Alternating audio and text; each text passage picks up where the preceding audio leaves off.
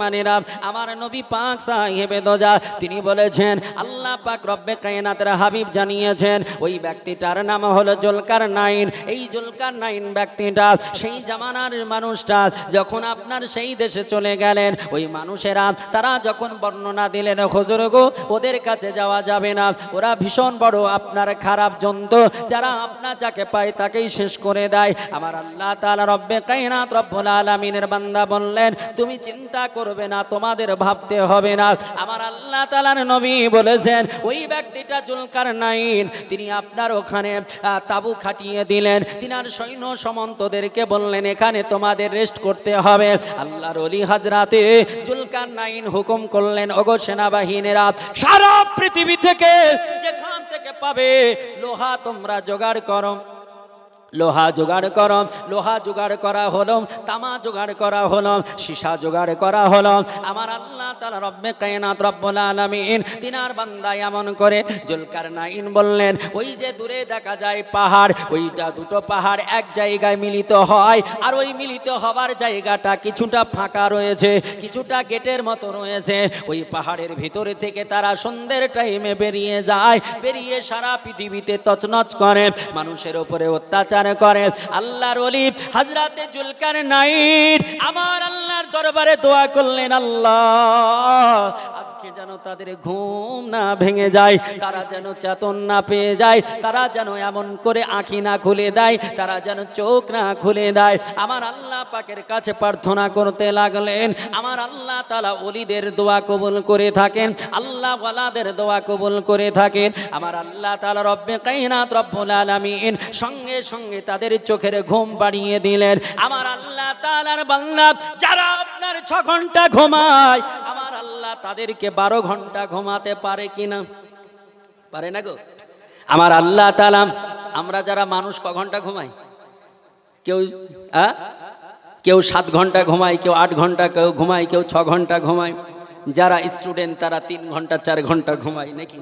কেউ আবার 12 ঘন্টা ঘুমায়, কেউ 24 ঘন্টা ঘুমানো লোক আছে? আছে? নাই। 24 ঘন্টা ঘুমাই এমন লোক পাওয়া যাবে না, খুব কম নাকি? আচ্ছা 24 ঘন্টা ঘুমানো লোক পাওয়া যেতে পারে, তাও 1 মাস ঘুমাবে এইরকম কোনো মানুষ জগতে পাওয়া যাবে? 1 মাস ঘুমিয়ে আছে, এই আছে গো? পারবে? হ্যাঁ, নাই, হবে না। কিন্তু আমার আল্লাহ যদি মনে করে কাউকে 1 মাস ঘুমিয়ে রাখবো, পারবে কি পারবে না? পারবে কিনা? আল্লাহ পারবে। আমার আল্লাহ কোরআন পাকে আমার আল্লাহ তাআলা বলেছেন ও পৃথিবীর জমিনের মানব ওই বক্তে নাসরের সময়কালে আমার আল্লাহ তাআলা একজন নবীকে পাঠিয়েছিলেন যার নাম হলো উজাইর আলাইহিস সালাম। উনি আমার আল্লাহ পাককে বলেছিলেন আল্লাহ গো এই ভাঙা দেশটা, এই তছনছ দেশটা আবার কেমন তৈরি হবে, কেমন করে এমন করে আবার গড়বে। আবার আল্লাহ বলছেন বান্দারে তুমি কি আমার কুদরত জানতে চাও, আমার ক্ষমতা বুঝতে চাও? বলে আল্লাহ তুমি জানালে বড় ভালো হয়। আমার আল্লাহ তাআলার বান্দা উজাইর নবী চলতে চলতে ক্লান্ত হয়ে গেল, একটা গাছের নিচে নিজের গাধাকে বেঁধে দিয়ে ঘুমিয়ে গেল। যেমনই ঘুমিয়ে যাওয়া আল্লাহ এতটা ঘুম দিলেন। আমার আল্লাহর বান্দা উজাইর নবী যখন উঠলেন, ওঠার পরে গাধা খোঁজ করে, গাধা খুঁজে পাওয়া যায় না, গাধা কোথাও দেখা যায় না। আমার আল্লাহ তাআলা রব্বে কায়নাত রব্বুল আলামিনকে বলতেছেন ওগো আমার আল্লাহ আমার গাধা কোথায়? আমার আল্লাহ তাআলা রব্বে কায়নাতকে বলে আল্লাহ আমার গাধা কোথায়? আমার আল্লাহ বলছেন ও আমার নবী তোমার গাধা পাও না? বলে না। বলে গাধা এখানে বেঁধেছিলাম আর খাবারগুলো গাছের উপরে টাঙিয়েছিলাম। আমার আল্লাহ তাআলা বলছেন ফানজুর ইলা তাআমিকা ওয়া শারাবিকা। আমার আল্লাহ বলছেন ওগো আমার নবী দেখো তোমার খাবারের দিকে, দেখো তোমার খাবারের দিকে লক্ষ্য করো। ওয়ালা ইয়াতাসান্না তোমার খাবারটা নষ্ট হয় না, তোমার খাবারটা পচে না। বলে আল্লাহ গো আমার রুটি যেমন উষ্ণ গরম তেমন উষ্ণ গরম রয়েছে, খাবার তো নষ্ট হয়নি, কিন্তু আমার আল্লাহ গো আমার গাধা কেন দেখা যায় না? আল্লাহ তাআলা বলছেন উনজুর ইলা হিমারিকা, তোমার গাধাকে দেখো, তোমার গাধাকে দেখতে পাওয়া যায়। উনি বলছেন আল্লাহ না না, আমার গাধা দেখা যায় না। এখন গাধা গেল কোথায়? আমার আল্লাহ পালা, আমার রব্বে কায়নাত রব্বুল আলামিন তিনি বলছেন ওগো আমার নবী, আপনি এখানে ঘুমিয়েছেন কতটা? আপনি এখানে ঘুমিয়েছেন কতটা? উনি বলছেন আল্লাহ গো ইয়াউমান আও বাজা ইয়াউমিন, ওগো আমার আল্লাহ একদিন ঘুমিয়েছি বা একদিনের কিছু অংশ ঘুমিয়েছি। আল্লাহ বলছেন না না না, তুমি একদিন ঘুমাও নাও, একদিনের কিছু অংশ ঘুমাও নাও। আল্লাহ তাআলা বলছেন ও আমার নবী মিয়াতা আমিন, 100 বছর ঘুমিয়েছিলে। জোরে বলি। আবার আল্লাহ কোরআনে বলছে, কোরআনের কথা ভুল আছে নাকি? এই জোরে বলেন, কোরআনের কথা ভুল হবে হবে নাকি হাজরাত? কোরআনে আছে কি না? কোরআনে আছে। আমার আল্লাহ তাআলা কোরআনে বলছেন, আল্লাহ বলছেন মিয়া তো আমিন, তুমি 100 বছর ঘুমিয়েছো। ও মুসলমানেরা, আল্লাহ এটা পারে কিনা? জোরে বলুন, আল্লাহ এটা পারে কিনা? আমার আল্লাহ পারে। আল্লাহর কালাম যেটা বলেছে ওটা কোনোদিন ভুল হবে না, কারণ আমার আল্লাহ তাআলা পবিত্র কালামে গ্যারেন্টি দিয়েছেন। সূরাটার নাম সূরা বাকারা, পারা নাম্বার 1, আয়াত নাম্বার 1, হুরুফে মুকাত্তাত के बाद अल्लाह इरशाद फरमाता है जालिकल किताबु ला रैबा फी, अल्लाह ताला इरशाद फरमाता है इस किताब में कोई शाक नहीं, शाक की गुंजाइश भी नहीं, no doubt the holy Quran Sharif. जोरे बोली। আমার আল্লাহ তাআলা বলতেছেন এ কোরআনে কোনো ভুল নেই, এ কোরআনে কোনো সন্দেহ নেই। পৃথিবীর জমিনের মানবেরা, আমার আল্লাহ তাআলা এ কোরআনে যা বলেছে সবগুলো ঠিক না বেঠিক? জোরে বলুন, সব ঠিক। আমার আল্লাহ বলছে ও আমার নবী, তুমি একদিন বা একদিনের কিছু অংশ ঘুমাও নাও, তুমি এখানে মিয়া তো আমির পূর্ণ 100 বছর ঘুমিয়েছো। আমার আল্লাহ তাআলা রব্বে কায়নাত যদি 100 বছর কাউকে ঘুমিয়ে রাখতে পারে, আমার আল্লাহ ইয়াজুজ মাজুজকে আমার আল্লাহ 3 দিন ঘুমাতে পারে কিনা? জোরে বলুন। আমার আল্লাহ তাআলা পারে। আমার রব্বে কায়নাত রব্বুল আলামিন তিনার বান্দা দোয়া করতেছেন, হাত উঠিয়েছে। আমার আল্লাহ তাআলা রব্বে কায়নাত বলছে বান্দারে তোমাকে আর কাঁদতে হবে না, আমি আল্লাহ তোমার কথা কবুল করে নিয়েছি, অ্যাকসেপ্ট করে নিয়েছি। তুমি তোমার কাজ চালাও, তোমার নির্মাণ কাজ শুরু করে দাও। এমন করে আল্লাহর বান্দা জুলকারনাইন তিনি 2 পাহাড়ের ওই মিডিলটা ফাঁকা রাস্তাটা সীসা গলিয়ে, লোহা গলিয়ে, তামা গলিয়ে এমন করে প্রাচীর বানিয়ে দিলেন, এমন উঁচু করে প্রাচীর বানিয়ে দিলেন। এই প্রাচীরটা এত উঁচু করে বানালেন আর এত মজবুত বানালেন, যখন ইয়াজুজ মাজুজের ঘুম ভেঙে গেল, তারা আপনার খাবারের জন্য বাড়ানোর চেষ্টা করেন। যেমনই রাস্তায় যায় দেখে বিশাল বড় প্রাচীর দেখা যায়, তাদের তো এমন করে হাত নাই হাতুড়ি দিয়ে ভাঙবে, তবে সীসা লোহা তামা গলানো এটা হাতুড়ি ভাঙতে পারবে নাকি? ক্রেন লাগালেও সম্ভব হবে না। ও মুসলমানেরা, আমার আল্লাহ পাক রব্বে কায়নাত রব্বুল আলামিন তিনার একজন বান্দা যার নাম বাদশাহ নুরুদ্দিন, নাম শুনেছেন? বাদশাহ নুরুদ্দিন তিনি পৃথিবীর জমিনে আমার নবী পাকের রওজাকে চতুর্দিকে সীসা গলিয়ে এমন করে ঘিরে দিয়েছেন। কেন ঘিরেছেন আপনারা কি জানেন? এই পৃথিবীর জমিনে আল্লাহ পাক রব্বে কায়নাতের নবী বিশ্ব রাসূলের লাশ চুরি করার জন্য এক সময় ইহুদিরা সাজেশ করেছিল, ইহুদি খ্রিস্টান মিলিতভাবে আমার নবীজির লাশ চুরি করতে চেয়েছিল। আমার নবী পাক সাহেবে দোজা তিনার লাশ চুরি করা কেমনে যাবে? এমন করে সাধু মানুষ সেজে গেল। সকাল দিনের বেলা যখন হয় মানুষকে বাড়িতে বাড়িতে গিয়ে নামাজের দাওয়াত দেয়, আর হাতে হাতে তসবিহ জপে, আর মাথায় টুপি দিয়ে ঘণ্টা দিয়ে থাকে, মানুষের সঙ্গে মিষ্টি কথা বলে। আর রাত্রি যখন হয় ওই মসজিদ থেকে আপনার শুরু করে আন্ডারগ্রাউন্ড এমন করে মাটি খুঁড়ে খুঁড়ে আমার নবীজির রওজার দিকে এমন করে যেতে ছিল। আমার রাসূলুল্লাহর রওজা পাকের কাছাকাছি যখন চলে গেল, আমার নবী পাকের লাশকে বের করে নেবে, আমার রাসূলুল্লাহর লাশ বের করে নিয়ে তাদের দেশে চলে যাবে। আমার আল্লাহ তাআলার নবী, বিশ্ব নবী, তিনি বাদশাহ নুরউদ্দিনকে ডাক দিয়ে বললেন, বাদশাহ নুরউদ্দিন ঘুমায়ো না, আর ঘুমায়ো না। আমার নবী যখন ডাক দিয়েছে, বাদশাহ নুরউদ্দিন ঘুমের অবস্থায় ছিলেন। আল্লাহর নবী তিনি ঘুমের অবস্থায় বাদশাহ নুরউদ্দিনকে ডাক দিলেন। বাদশাহ নুরউদ্দিনের ঘুম ভেঙে গেল, তিনি বসে গেলেন, চিন্তায় চিন্তিত হলেন। আল্লাহকে বলছেন, আল্লাহ গো, আমার নবী এমন করে কেন ডাক দিলেন? বাদশাহ নুরউদ্দিন ঘুমাবে না। সেই রাত্রিটা পুরো রাত্রি তিনি দুরুদে পাক পড়ে পড়ে কাটালেন। এত চিন্তায় চিন্তিত ছিলেন, রাত্রিটা কেটে গেল, দিনের বেলায় কোনো কামে মন লাগলো না। বাদশাহ নুরউদ্দিন আবার দ্বিতীয় দিন ঘুমিয়ে গেলেন। দ্বিতীয় দিন যখন ঘুমালেন, আল্লাহর নবী যেন তার মাথার কাছে এসে দাঁড়িয়ে গেলেন। আল্লাহর নবী বলছেন, বাদশাহ নুরউদ্দিন তুমি ইরাকের জমিনে ঘুমাও, আর আমার রওজা পাকের কাছে ওই ইহুদিরা তারা আমার লাশ চুরি করার জন্য তারা খুব এমন করে খুঁড়তে খুঁড়তে আমার কাছাকাছি চলে এসেছে। আগামী কালকে আমার বডির কাছে পৌঁছিয়ে যাবে। বাদশাহ নুরউদ্দিন ঘুমাবে না। আল্লাহর নবী যেমনই ডাকা, নবী পাক স্বপ্নে দেখা দেওয়া মানে প্রকৃত নবীকে দেখা নাকি?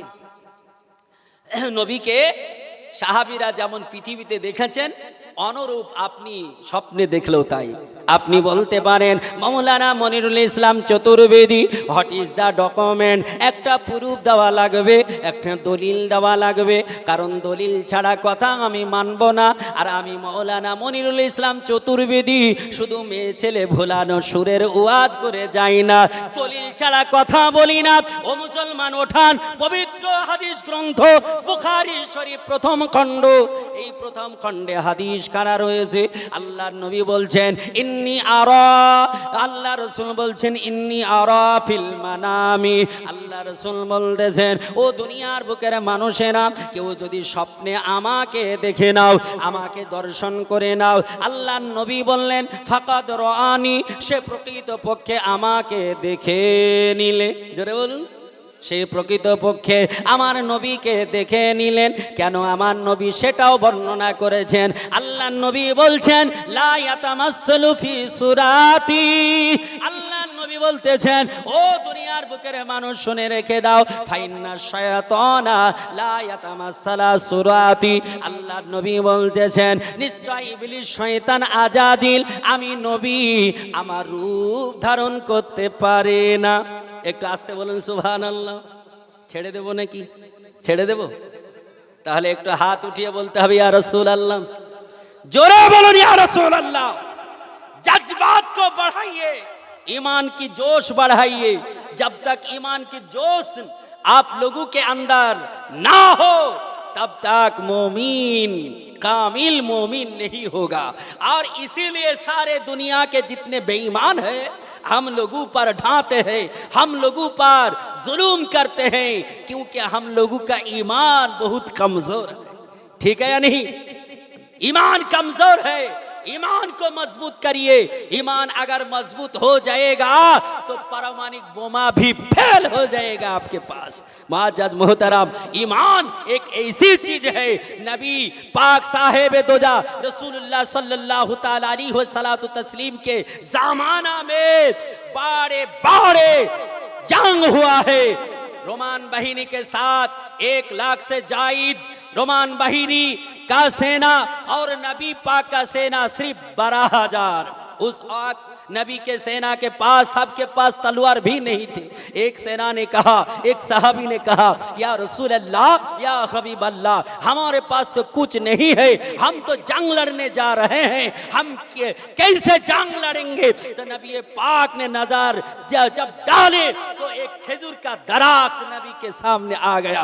रसूल पाक साहेब दोजा ने उस खेजूर के पेड़ से एक साख को नबी पाक ने तोड़कर उस सहाबी के हाथ में दे दिया। बोले, जाओ इस खेजूर के टहनी लेकर जंग में चले जाओ। आप लोग अगर होते, हम अगर होते तो ये सोचते कि हम तलवार के मुकाबला में एक खेजूर के शाखे क्या करेंगे, एक टहनी क्या करेंगे, খেজুরের ডাল কি হবে, এক তরবারির মোকাবেলায় খেজুরের ডাল কি হবে এটা ভাবতাম। কিন্তু ও সাহাবিয়ে রাসূল ছিল, ও সাহাবিয়ে রাসূল ছিল, যখন আপনার খেজুরের ডাল দিল ও খেজুরের ডালকে নিয়ে যুদ্ধের ময়দানে চলে গেলেন। ও সাহাবী বলছেন আমি যখন খেজুরের ডাল নিয়ে যুদ্ধের ময়দানে গেলাম ও খেজুরের ডালটা তরবারিতে পরিণত হয়ে গিয়েছিল।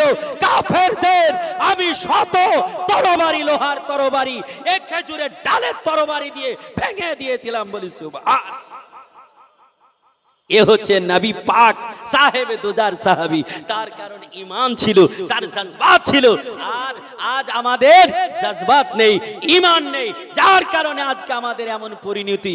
আপনি সাহাবীর জামানায় যেতে হবে না, আপনাকে কয়েকশো বছর পূর্বের কথা, ভারতের মাটির কথাই শোনায়। এই ভারতের মাটিতে এক সময় পৃথ্বীরাজ বলে যে একজন ব্যক্তি ছিল, জানেন না? পৃথ্বীরাজ চৌহান সারা ভারতবর্ষের অখণ্ড ভারতের নেতা, অখণ্ড ভারতের রাজা। এই ভারত তখন এই ছোট ছিল না। বাংলাদেশ, পাকিস্তান, মায়ানমার, নেপাল, ভুটান, শ্রীলঙ্কা, আফগানিস্তান সবগুলো ভারতের আন্ডারে ছিল। সেই সময় পৃথ্বীরাজ চৌহানের সময়কালে যখন তার মা বলল যে তোমার এই ভারতের মাটিতে কয়েকজন ফকির আসবে আর ওই ফকির তোমার রাজত্ব ছিনিয়ে নেবে, মাকে বলেছিল মা তুমি কি পাগলা হয়ে গেছো, বুড়ি হয়ে ব্রেন খারাপ হয়ে গেছে? আমি এত বড় রাজা, আমার এত সেনাবাহিনী, আর আমার এই রাজ্যে কয়েকটা ফকির এসে আমার রাজত্বকে সে ধ্বংস করে দেবে, এটা কখনো হতে পারে না। মা বলল বেটা পাগলামি করো না, এটাই বাস্তব হবে। বলে মা বলল যে বেটা তুমি পাগলামি করো না। পৃথ্বীরাজ চৌহান বলল মা তাহলে কোন বর্ডার দিয়ে আসবে একটু বলো। মা বলেছিল, মা ছিল গণক, বড় জ্যোতিষীবিদিনী ছিল, সে বলেছিল পাঞ্জাবের বর্ডার দিয়ে ওই ফকির আসবে। সেই পাঞ্জাবের বর্ডারে সেই সময়কালে শত শত সেনাবাহিনী মোতায়েন করেছিল। আল্লাহর ওলি পৃথ্বীরাজ চৌহানের মোকাবেলায় তিনি আপনার তরবারি নেন নাই, মেশিন গান নেন নাই, স্টেট গান নেন নাই, গোলা বারুদ নেন নাই, শুধুমাত্র হাতে তাসবিহ নিয়ে তিনি যখন ওই পাঞ্জাবের বর্ডারে আসলেন শত শত সেনাবাহিনী তারা রাইফেল উঁচু করেই রয়ে গেল। আমার খাজা গরিবে নওয়াজ পাঞ্জাবের বর্ডার দিয়ে রাজস্থানের মাটিতে ঢুকে গেল। বলি সুবহানাল্লাহ। এটা কিসের পাওয়ার ছিল? জোরে বলুন কিসের পাওয়ার ছিল? ইমানি পাওয়ার ছিল, ইমানি জোশ ছিল। তাই বলবো মুসলমান ইমানি জোশ বাড়ান। ইমান যদি আপনার মজবুত থাকে পৃথিবীর কোনো ক্ষমতা নেই যে আপনার সঙ্গে মোকাবেলা করে। পারবে? জোরে বলুন পারবে? তাহলে আমরা ইমান মজবুত করব কিনা জোরে বলুন। ইমান মজবুত করতে গেলে হারাম খেয়ে হবে, হারাম খেয়ে হবে বাবজি, হারাম বর্জন করতে হবে।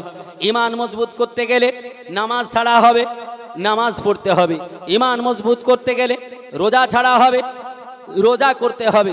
ইমান মজবুত করতে গেলে বড় লোক হলে হজ ছাড়া হবে, বলে না হজ করতে হবে। ইমান মজবুত করতে গেলে আপনার বড় লোক হলে যাকাত দিতে হবে। ইমান মজবুত করতে হলে আপনাকে সাদকা করতে হবে। ইমান মজবুত করতে গেলে দান খায়রাত করতে হবে। ইমান মজবুত করতে গেলে 5 ওয়াক্ত নামাজের সঙ্গে সঙ্গে তাহাজ্জুদ গুজার হতে হবে। রাত্রি জেগে জেগে আল্লাহর ইবাদতে সময় কাটাতে হবে, তবেই আপনি ইমানদার হবেন। আর ইমানদার হয়ে গেলে লাভ আছে না লস আছে জোরে বলুন, একটু হাত উঠিয়ে বলুন জোরে। লাভ আছে।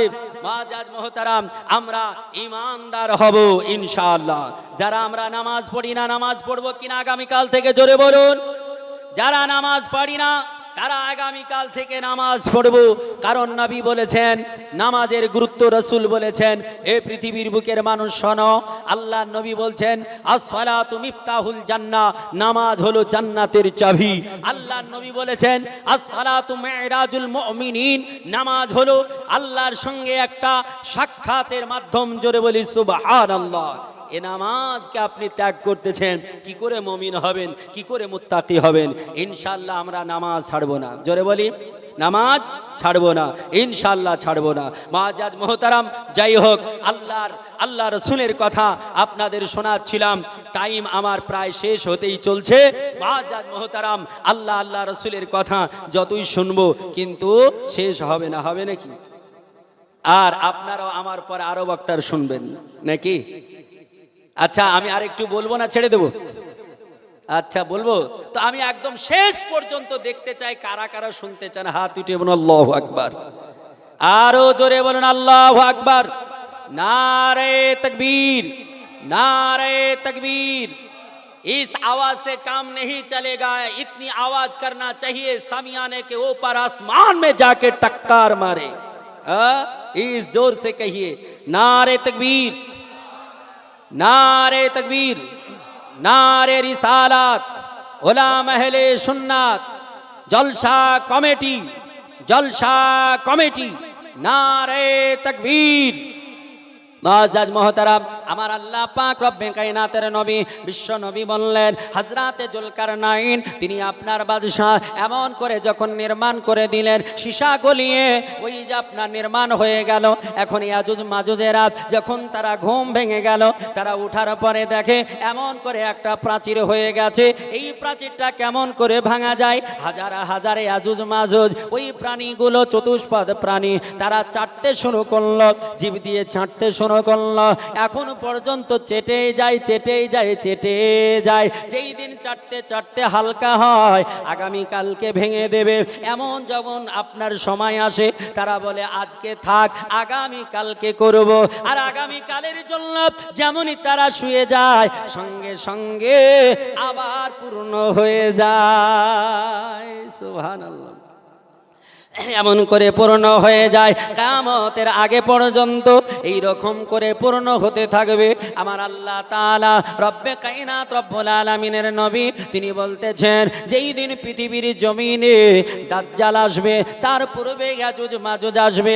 এই ইয়াজুজ মাজুজ দুনিয়াতে যখন আসবে, পৃথিবীর জমিনে পৃথিবীতে এমন করে ফাসাদ করবে, এমন করে অত্যাচার করবে, এমন করে অনাচার অবিচার করবে, সবগুলোকে খেতে থাকবে। তাদের অত্যাচারে মানুষেরা এমন করে বিরক্ত বোধ করবে, মানুষেরা বাঁচার জন্য জায়গা খুঁজে পাবে না। তখনও আল্লাহ ওয়ালা থাকবে, আল্লাহর ওলিরা থাকবে। আল্লাহ ওয়ালারা আমার রব্বে কায়নাতের দরবারে নামাজে বসে বসে কাঁদতে শুরু করবে। ও আমার বাপজি সোনার চাঁদেরা, নামাজ কত মহামূল্যবান। এই নামাজের পাটিতে বসে বসে আল্লাহর বান্দারা আল্লাহর কাছে কাঁদবে, ওগো আমার আল্লাহ তাআলা, ইয়াজুজ মাজুজের অত্যাচারে থাকতে পারি না, আল্লাহ গো আমাদের নাজাত দাও, আল্লাহ আমাদের পরিত্রাণ দাও। এমন করে যখন কাঁদতে থাকবে, আল্লাহর ওলিদের খবর আমার আল্লাহ গ্রহণ করে নেবে, আমার আল্লাহ তাআলা কবুল করে নেবে। আমার আল্লাহ তাআলা কবুল যখন করে নেবে, এই পৃথিবীতে একটা বাতাস বইয়ে দেবে, একটা পৃথিবীতে ঝড় সৃষ্টি হবে। আমাদের দুনিয়া, আমরা এই ভারতের মাটিতে বসে বসে কত না ঝড় দেখতেছি। কখনো ঝড়ের নাম আইলা শুনতেছি, কখনো অগ্নি শুনতেছি, এই ঝড়ের নাম কত রকম শুনতেছি। সেই সময় একটা ঝড় আসবে, এই ঝড়টা আসার কারণে ওই পৃথিবীর জমিনে ওই আপনার চতুষ্পদ জন্তুগুলো, অত্যাচারী জীবগুলো সবগুলো পৃথিবীতে মরে যাবে।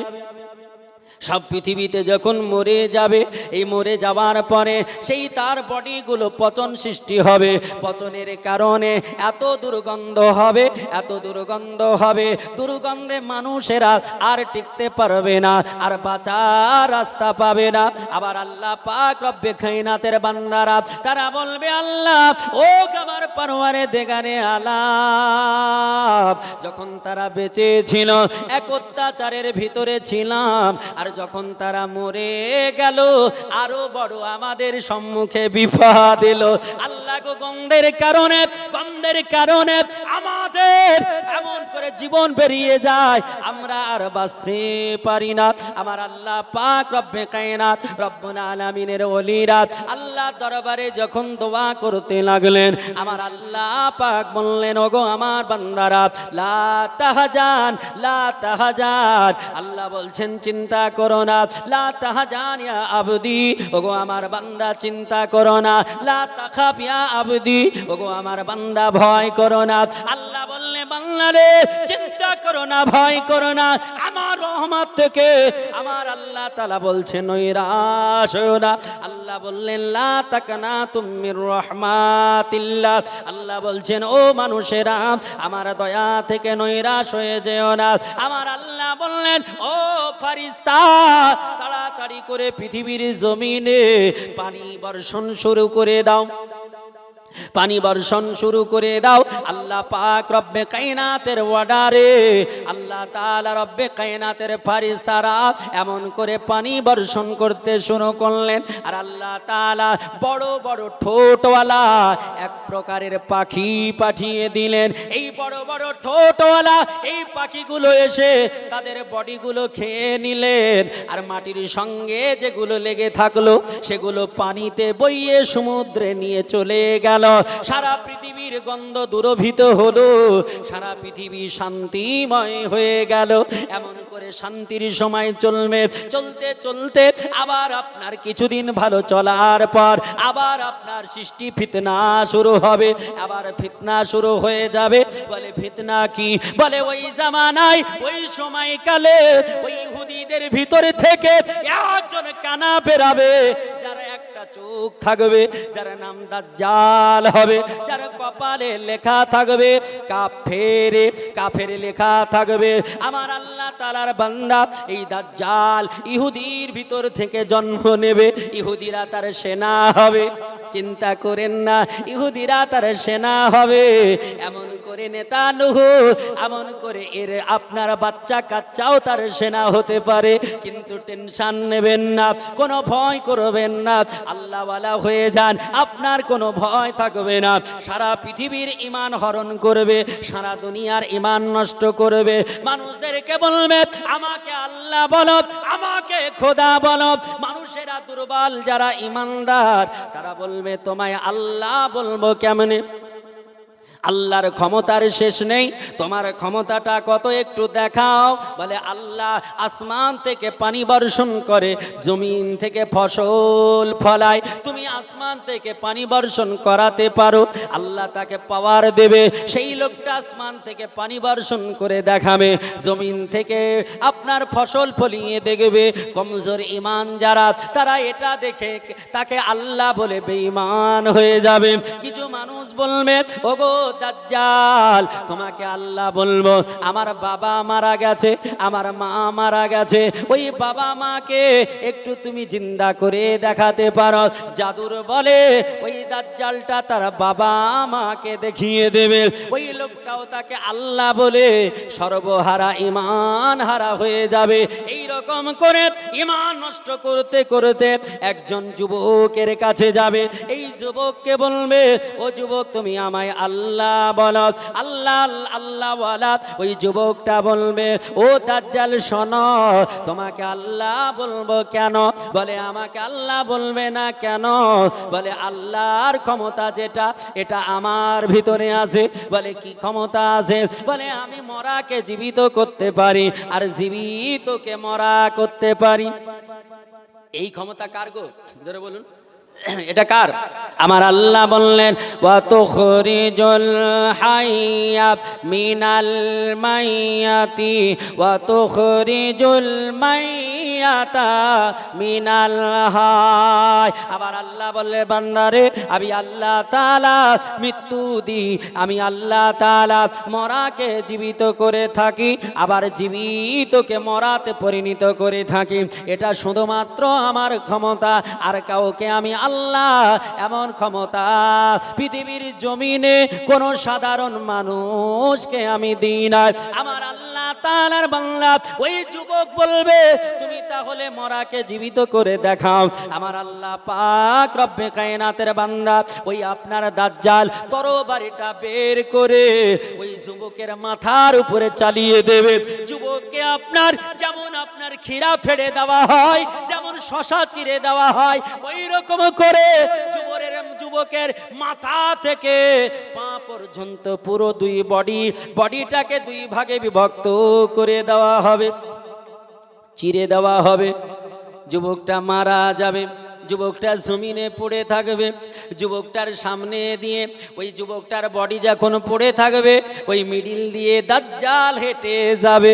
আর দাজ্জাল যেমনই হেঁটে যাবে, আবার সঙ্গে সঙ্গে যুবকটা জীবিত হয়ে যাবে।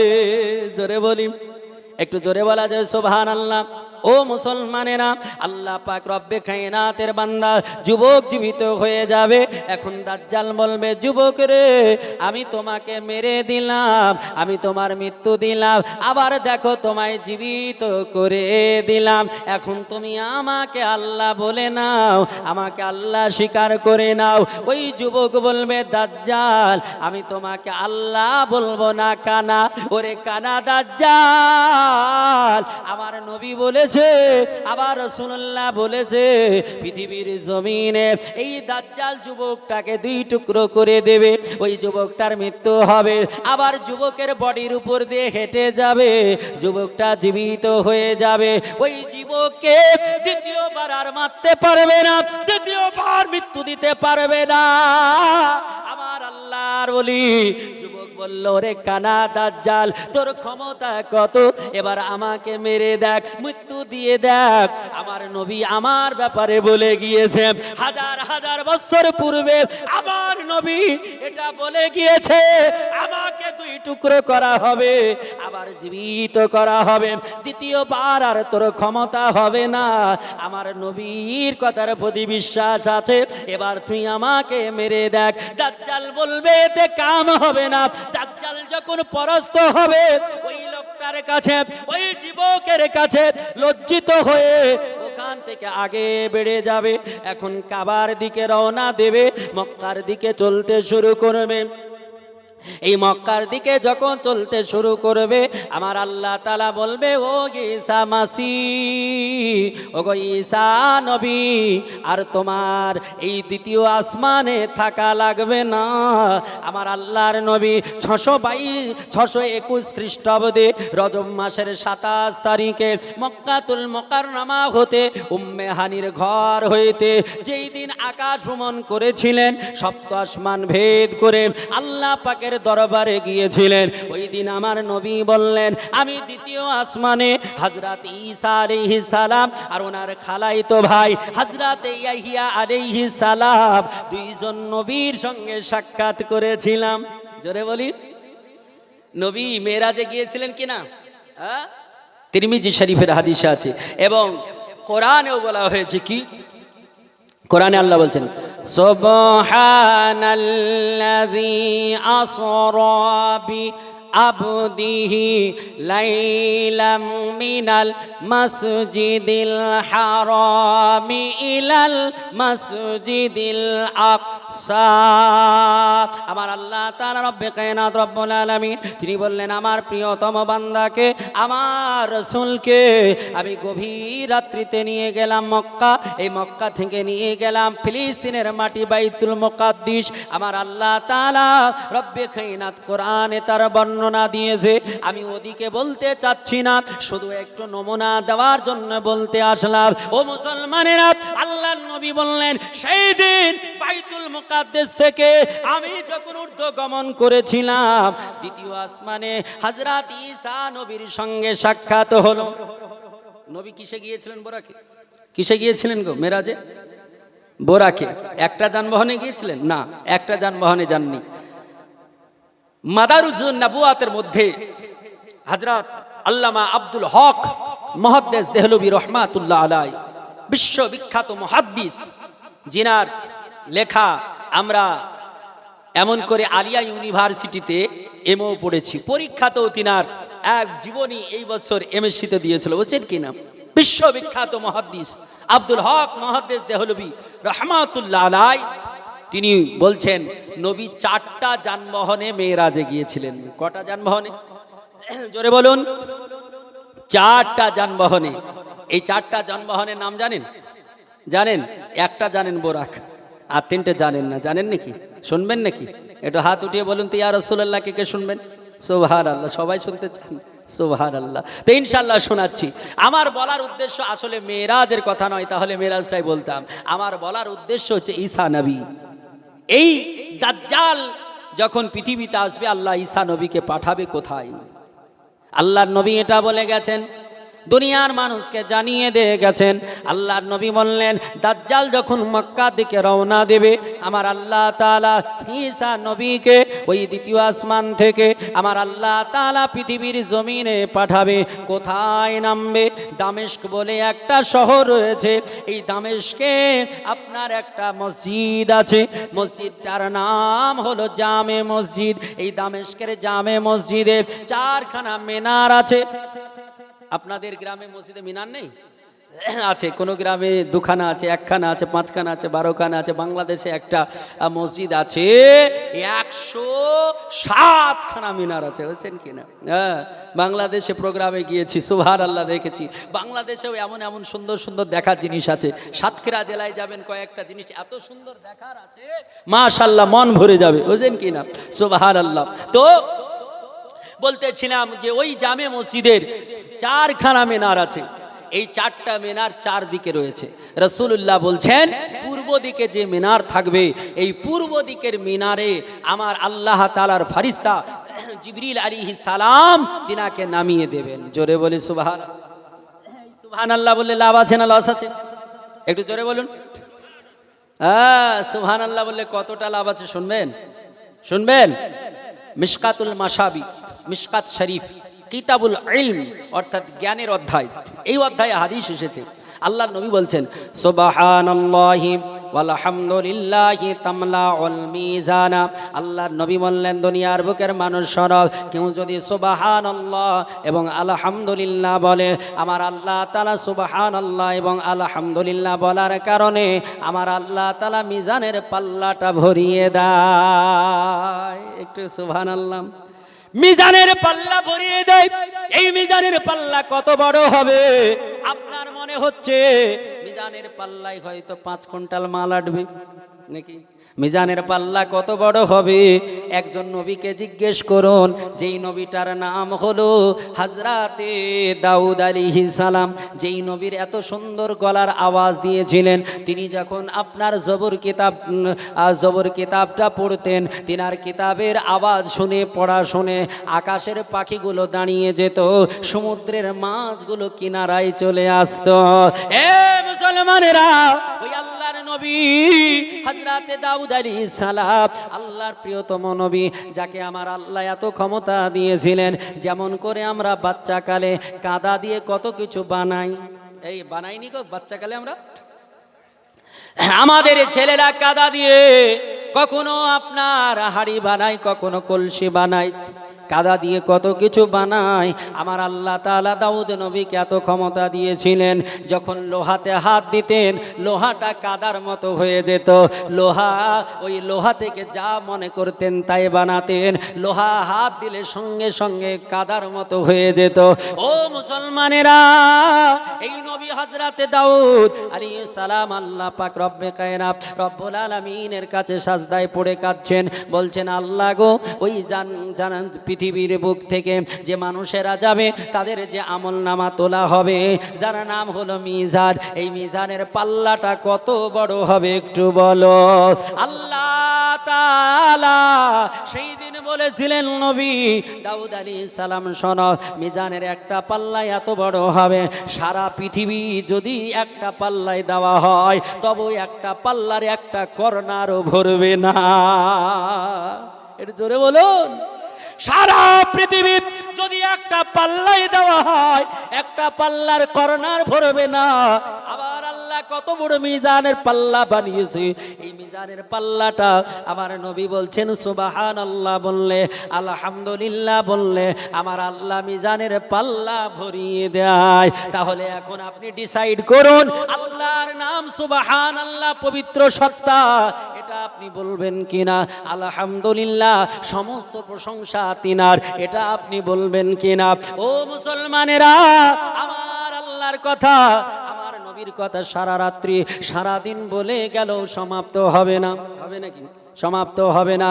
যার জন্য আমি আল্লাহ তাআলার কথা, নবীর কথা আপনাদের বলতেছিলাম। আমার কমিটি ভাইয়ের অনুরোধে আপনার কিয়ামতের আলামতগুলো বলতেছিলাম। ও মুসলমানেরা, আমার নবী বললেন হযরত ঈসা রুহুল্লাহ তিনাকে প্রথমে ওই পূর্ব মিনারে নামিয়ে দেওয়া হবে, দামেস্কের জামে মসজিদে নামানো হবে।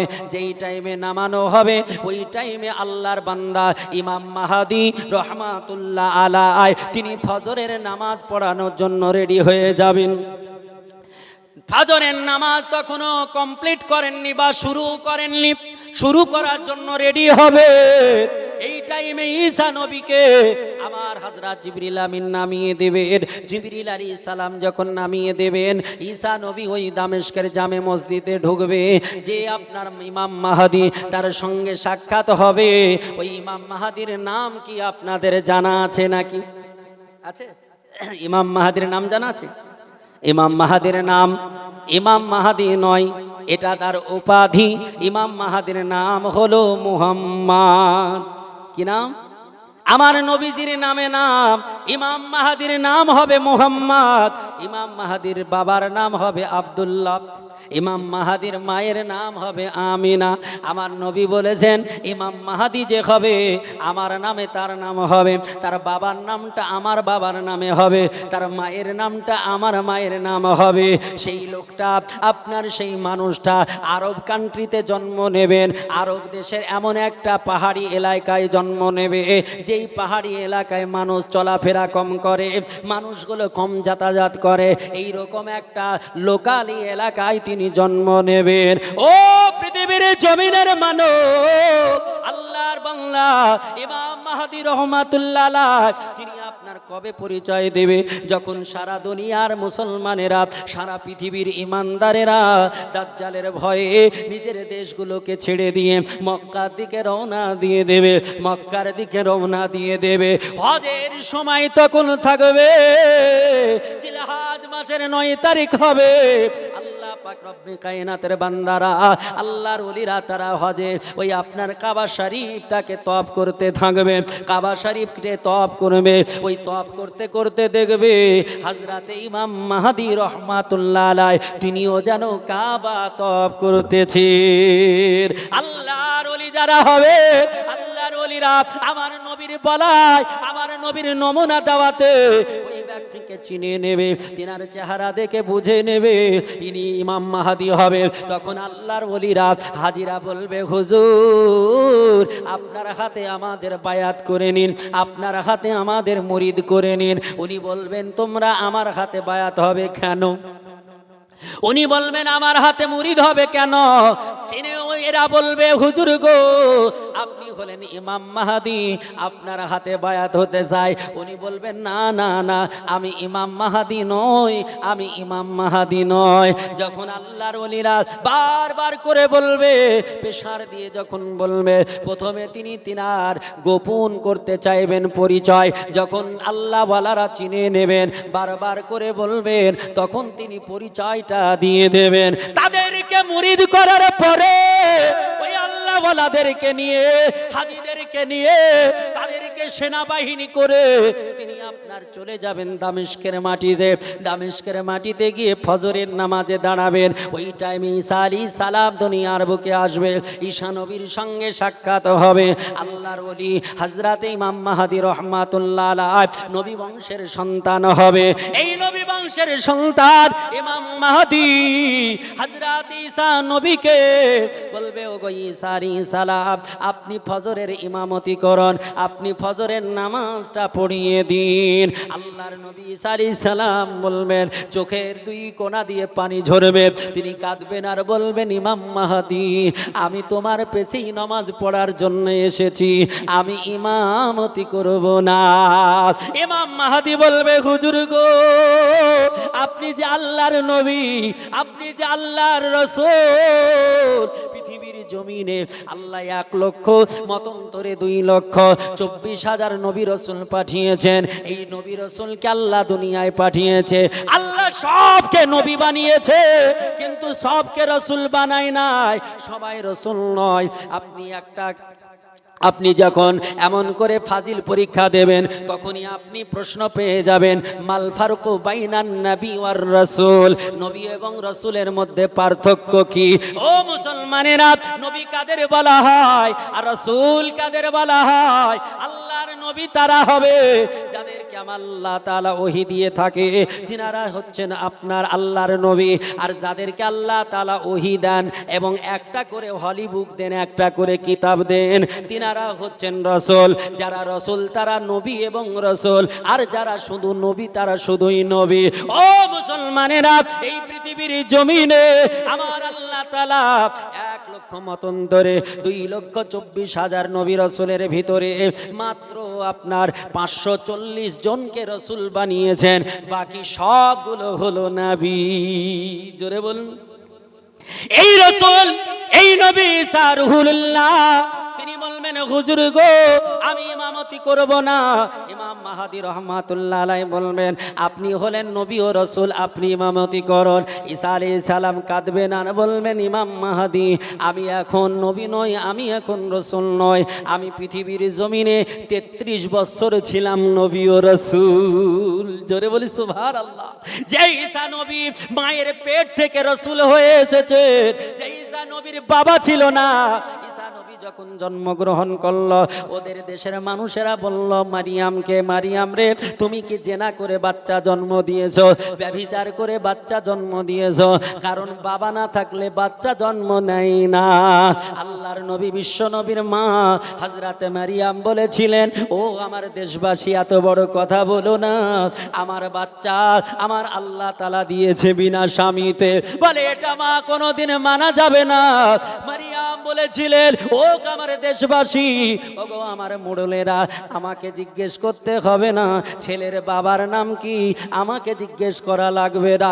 ওই শিশু ছেলে, শিশু বাচ্চা, 3 দিনকার বাচ্চা ঈসা নবী, তাকে জিজ্ঞেস করো, সে বলে দেবে।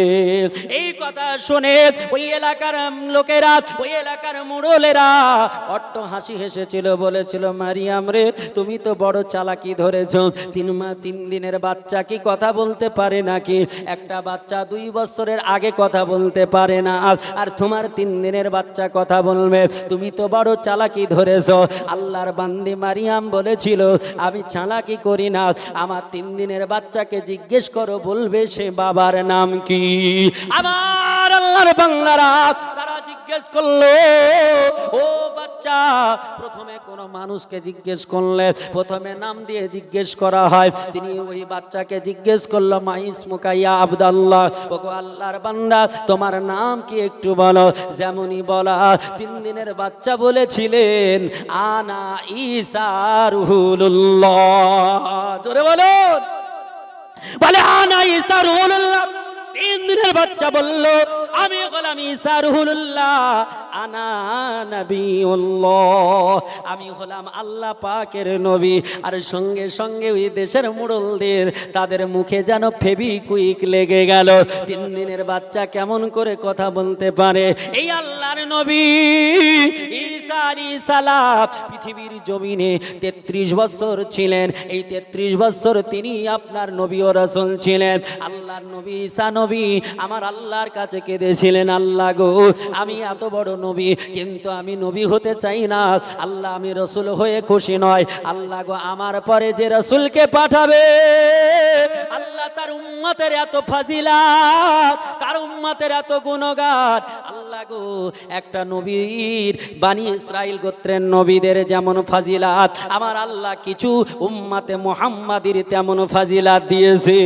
ওগো আমার আল্লাহ, ওই নবী মুহাম্মাদুর রাসূলুল্লাহ তিনার আমি উম্মত হতে চাই, আমি নবী হতে চাই না। আমার আল্লাহ বলল, নবী গো, ঈসা আলাইহিস সালাম কত শত নবী আমার কাছে দোয়া করেছে, আমি আল্লাহ কাউকে অ্যাকসেপ্ট করি নাই। তুমি যখন এত কাঁদো, আমি আল্লাহ তোমার দোয়া কবুল করে নিলাম। আল্লাহুম্মা সাল্লাম আলা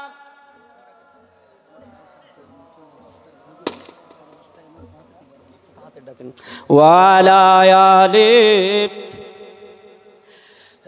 মাওলানা মুহাম্মদ সাল্লাল্লাহু তাআলা সাল্লাম। মুআজ্জাজ মুহতারাম, হাজারো কথা আজ বলার আছে, মুআজ্জাজ বলে শেষ করা যাবে না। তো মুআজ্জাজ আর আমি আগেও বাড়ছি না, পুরো পাক্কা 2 ঘন্টা হয়ে গেছে। আর আমার মামদালিপুর আবার প্রোগ্রাম আছে 11টার সময়। মুআজ্জাজ মুহতারাম, যার জন্য আর বেশি আমি লম্বা করতে পারছি না, এখান থেকে বক্তব্য ইতি করতে চাচ্ছি। আপনাদের জন্য আমি একখানা কিতাব নিয়ে এসেছি, বড় মূল্যবান কিতাব। আমার 3 দিন জালসা শুনে যতটা উপকার হবেন, 5 দিন জালসা শুনে যতটা উপকার হবেন, এর চাইতে অনেক গুণে বেশি উপকৃত হবেন এই কিতাবটা পড়ে। কিতাবটার নাম সলাতে মোহাম্মদী ফাইজানে তাহসিরি, একটা কিতাব, মাত্র 50 টাকা দাম। আপনারা অবশ্যই নিয়ে যাবেন। এই কিতাবটা পড়লে আপনার ফ্যামিলি উপকৃত হবে, আপনি উপকৃত হবেন। এই কিতাবে আর একটা এমন দোয়া লেখা আছে, যে এই দোয়াটা আমল করলে আমার নবী পাকের সঙ্গে সাক্ষাৎ হবে। নবী বলেছেন, যে ব্যক্তি আমাকে দেখতে পেল তার জন্য জাহান্নাম হারাম হয়ে গেল। বলি সুবহানাল্লাহ। তো আসবেন না বাপ, যে আসতে হবে না, বসে থাকেন, চলে যাবে। যাও বাপ, যাও বেটা, যাও। সুবহানাল্লাহ। উনি যাচ্ছেন, আপনারা ওখান থেকে বসে বসে নেবেন, এখানে আসবেন না। সুবহানাল্লাহ। আল্লাহ তাআলা রব্বে কায়নাত, রব্বুল আলামিন আজকে আপনাকে আমাকে যাদের এখানে এনেছেন, মুআজ্জাজ, প্রত্যেকটা মানুষ একটা কিতাব নেবেন, সবাই কিন্তু পাবেনও না। যারা নেবেন আগেই নেবেন, না হলে লাস্ট বেলায় ও জিনিস ফিনিশ হয়ে গেলে আর বললে হবে না। মাত্র কয়েক পিস নিয়ে এসেছি। সুবহানাল্লাহ। তো একটু তাড়াতাড়ি করে নিয়ে নিন, আর বক্তা আসা আগ পর্যন্ত আমার কাছে আলোচনা শ্রবণ করতে থাকুন। দুরূদে পাক পড়ি। আল্লাহ